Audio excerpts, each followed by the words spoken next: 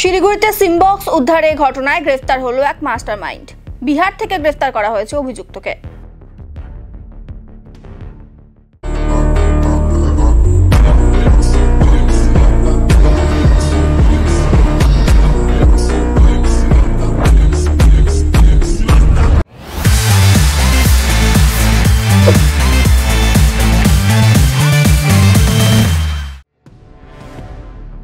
ধৃতের নাম অঞ্জনী কুমার স্বতন্ত্র। জানা গিয়েছে গত 27 তারিখ শিলিগুড়ির মাটিগাড়া ও প্রধাননগর থানা অন্তর্গত 3টি জায়গা থেকে মোট 5টি সিমবক্স উদ্ধার করে স্পেশাল টাস্ক ফোর্স। এই ঘটনায় গ্রেফতার হয় 3 জন। এরপরই অঞ্জনী কুমারের নাম সামনে আসে। ঘটনার তদন্তে নেমে বিহারে গিয়ে অঞ্জনী কুমারকে গ্রেফতার করে মাটিগাড়া থানার পুলিশ।